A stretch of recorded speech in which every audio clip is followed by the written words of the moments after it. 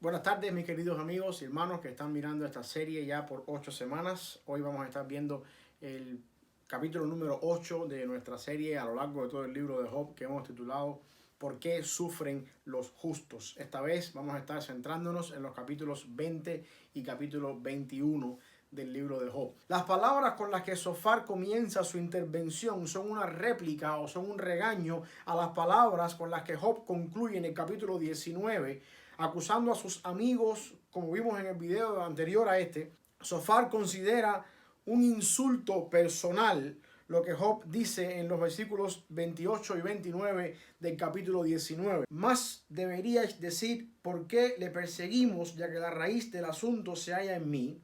Temed vosotros delante de la espada, porque sobreviene el furor de la espada a causa de las injusticias, para que sepáis que hay un juicio. Sofar toma estas palabras como una ofensa en el plano personal, y entonces a raíz de esto, que para él le insulta, Sofar viene a intervenir dando su propia interpretación de la suerte de los malvados, y esta es la esencia del capítulo 20. Para Sofar, la suerte del malvado es corta. Eso aparece en los versículos 4 hasta el 29 del capítulo 20.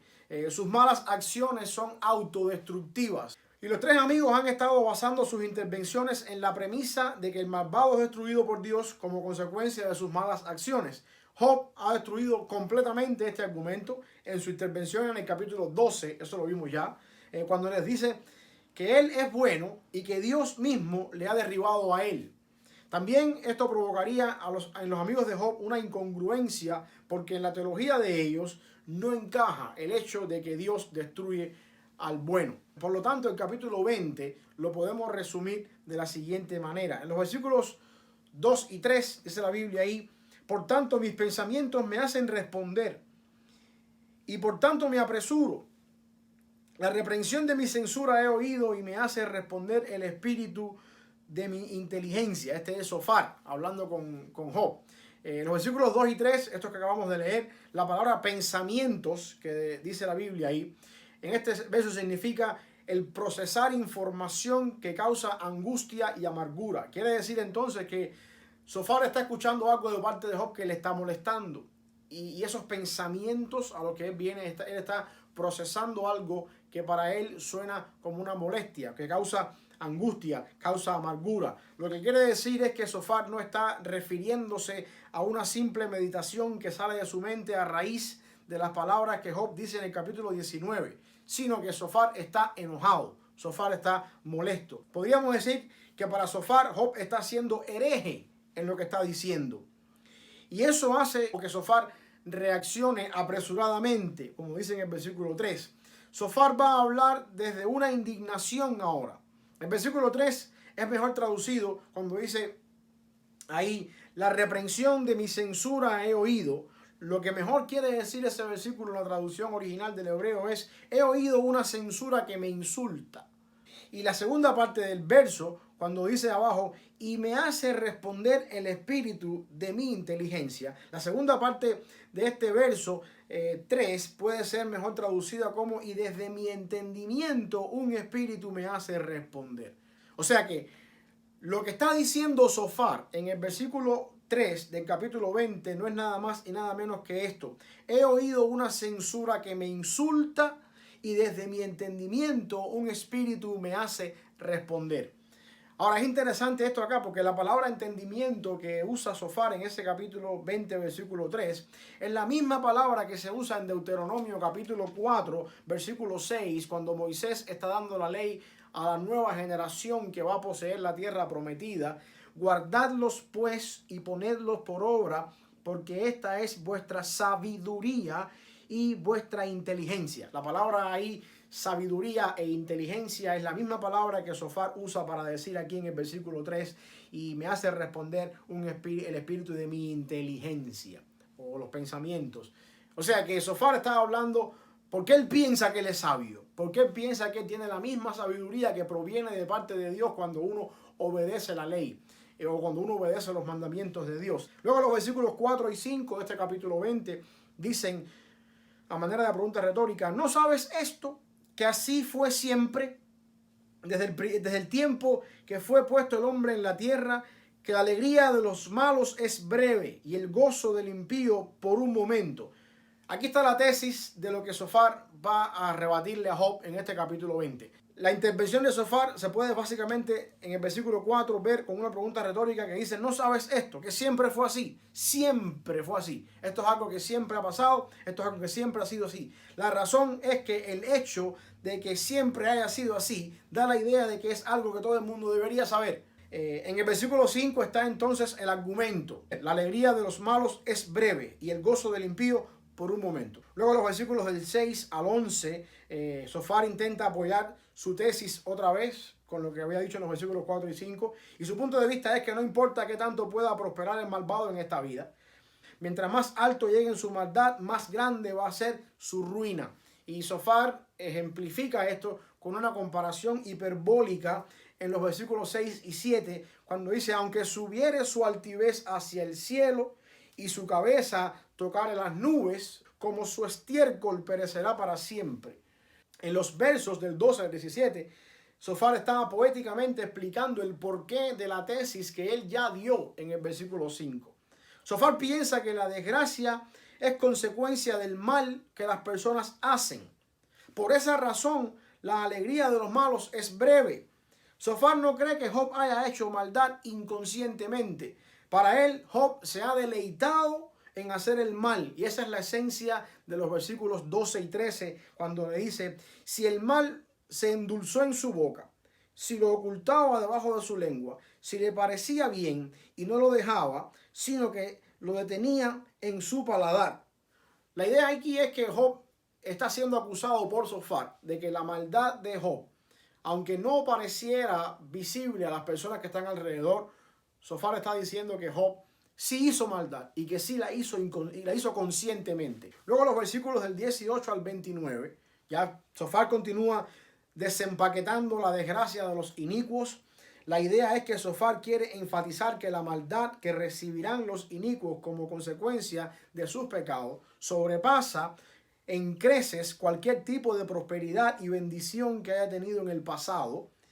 Algunos detalles que Sofar dice pudieran apuntar a la realidad de lo que está pasando Job. Y esto es interesante porque Sofar parte de la premisa de que, a manera de regla general, al malo le va mal y al bueno le va bien.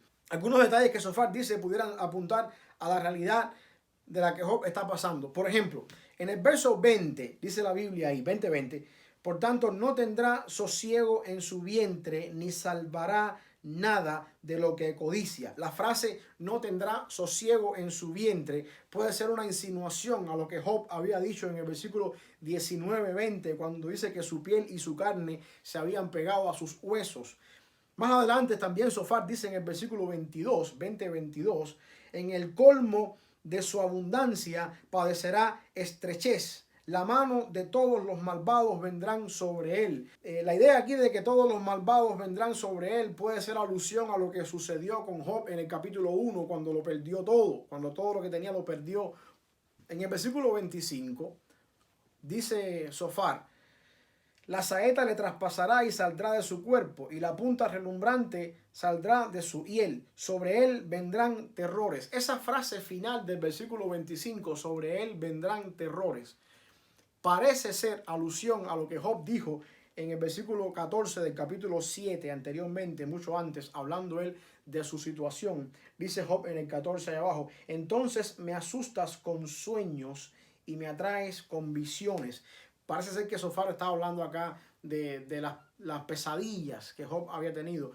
Lo que parece es que Sofar está trayendo la realidad que él está exponiendo, que pasa como regla general en todo el mundo, específicamente a la condición en la que se encuentra Job. El capítulo 21, por supuesto, es la respuesta de Job a lo que Sofar está diciendo. La intención de Job en este capítulo es desmentir, en primer lugar, a Sofar, y en un segundo lugar a los otros dos amigos, teniendo en cuenta que los tres amigos están en la misma condición y creen lo mismo y están de acuerdo en su razonamiento hacia Job. Para Job, la intervención es una falacia de Sofar. Job va a responder a Sofar con la realidad de que los malos no siempre sufren como consecuencia de sus pecados, al menos en esta vida, sino que su iniquidad está guardada para el día de la ira. En los versículos 2 y 3 dice Job ahí: oíd atentamente mi palabra y sea esto el consuelo que me deis. Toleradme y yo hablaré, y después que haya hablado, escarneced. Con estos versos, Job comienza a introducir su respuesta a sus amigos. Los tres amigos en diferentes ocasiones han mencionado y condenado a Job acerca de la realidad de que la morada del impío es destrozada por la ira de Dios. Elifaz lo hizo en el capítulo 8, versículo 22. Bildad lo hizo en el capítulo 15, 34. Y Zofar lo acaba de hacer en el capítulo 20, versículo 26.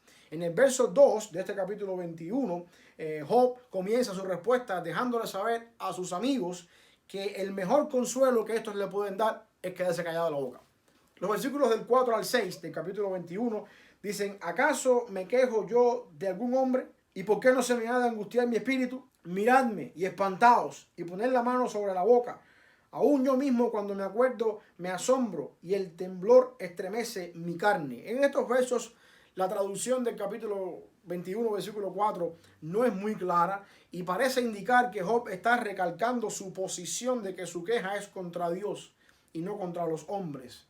Aunque sus amigos han tratado de decirle a Job que Dios obra en contra del inicuo y pareciera que Job está redundando en lo que sus amigos han dicho, la realidad parece ser que Job está diciendo a sus amigos que ellos no tienen idea de lo que están diciendo, porque al ver la condición en la que se encuentra Job, ninguno de ellos tiene la capacidad suficiente para hablar con relación a lo que está pasando Job. El versículo 7 entonces dice: ¿por qué viven los impíos y se envejecen y aún crecen en riquezas? Con esta pregunta retórica o con esta pregunta del versículo 7, Job introduce la tesis suya para derribar entonces a lo que está diciendo Zofar. La respuesta a la pregunta es que los impíos prosperan y viven largas vidas con prosperidad. La insinuación detrás de esta pregunta del capítulo 7 es que, bueno, si ustedes, Zofar, Elifaz, Bildad, dicen que a los malos les va mal y que a los buenos les va bien, ¿por qué entonces hay malos que en realidad prosperan? Luego también los versículos del 8 al 16, con estos versos de una manera poética, Job trae solidez al argumento suyo de que no siempre el malo es derribado por su iniquidad. No siempre funciona así, al menos en esta vida. Vamos a verlo más adelante al final del capítulo 21. Y finalmente en el verso 16 Job dice que ese no es el caso suyo, porque él dice en ese versículo: he aquí que su bien no está en manos de ellos, el consejo de los impíos lejos esté de mí. Los versículos del 17 al 26, en estos versos Job viene a plantear lo que sus amigos han dicho anteriormente en el versículo 5, capítulo 5, 4 y en el 20, 10, que cuando el castigo de Dios se demora sobre el malvado, Dios guarda su ira contra los hijos del malvado. Los amigos de Job han insinuado eso ya en 5, 4 y en 20, 10. En el versículo 22 del capítulo 21, Job dice de la siguiente manera: ¿enseñará alguien a Dios sabiduría, juzgando él a los que están elevados? Una pregunta retórica, obviamente la respuesta a esa pregunta es no, pero en ese versículo 22, de alguna manera Job quiere decir que la sabiduría de los amigos no se compara con la sabiduría de Dios. En otras palabras, Job está derribando la teoría de que la maldad de los padres recae sobre los hijos. Para Job eso es algo horrendo, completamente imposible en la mente divina. Y eso también es algo que vemos en toda la Biblia. La maldad de los padres no recae sobre los hijos. Las consecuencias de los pecados de los padres sí recaen sobre los hijos, pero Dios no nos hace cobrar o Dios no hace pagar a los hijos por la maldad de sus padres. El punto de Job en estos versos no es que al bueno siempre le va mal y que al malo siempre le va bien. Job está rebatiendo a sus amigos que tampoco es como dicen ellos, que al malo le va mal y al bueno le va bien. Para Job la vida es más compleja en su funcionamiento. Puede ser que al bueno le vaya bien o mal, y puede ser que al malo le vaya bien o mal. Job no encaja todo dentro de una fórmula completa. Para Job las dos variantes existen. La muerte es el resultado para todos, sean buenos o sean malos. Y eso Job lo puede apoyar y Job puede sentarse en eso, porque Job nunca va a dejar impune al malvado. Job introduce algo novedoso en los versículos 27 al 34, que es el final de su intervención. Job concluye sus palabras adelantándose al pensamiento de sus amigos. La pregunta obvia es, bueno, Job, si al bueno no siempre le va bien y al malo no siempre le va mal, la realidad de los hechos demuestran otra cosa. Porque por regla general el bueno prospera y el malo sufre.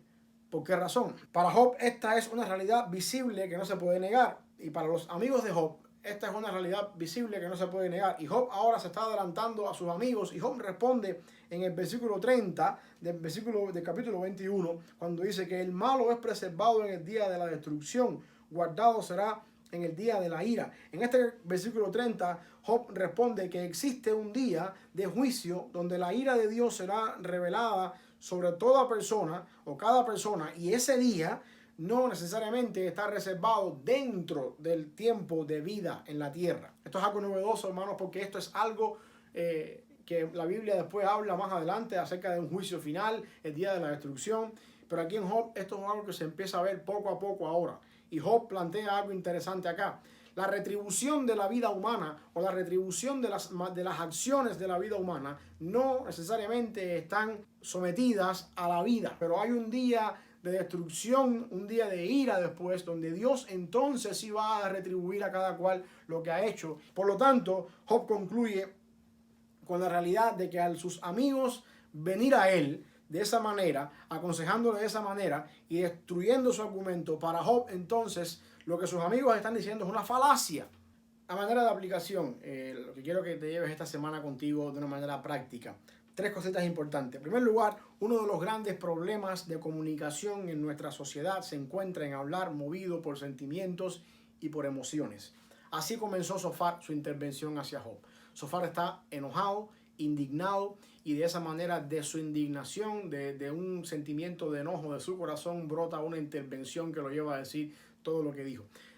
No es menos cierto que los peores momentos para emitir un juicio, para tomar decisiones, para hablar, es cuando las personas no estamos en el mejor estado de ánimo posible. Una de las cosas que he aprendido y me han enseñado muchas veces es, antes de tomar una decisión, antes de que tu boca se abra para decir algo, evalúa si estás en el mejor momento emocional, en el mejor momento espiritual de tu vida, porque también hay veces en los tiempos que uno baja en la vida espiritual en bajada. Ustedes saben que la vida espiritual muchas veces parece un electrocardiograma, sube, baja, sube, baja.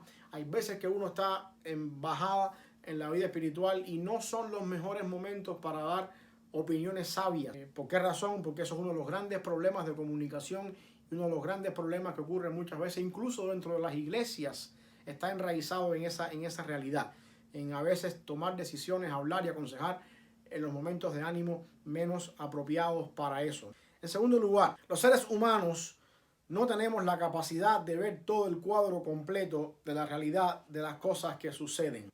¿Por qué digo esto? Porque los tres amigos de Job, hasta este momento de la historia, vienen centrados en lo que para ellos es una realidad de que la vida es una ley de acción y consecuencia. Cosas buenas, cosas te va bien, cosas malas te va mal.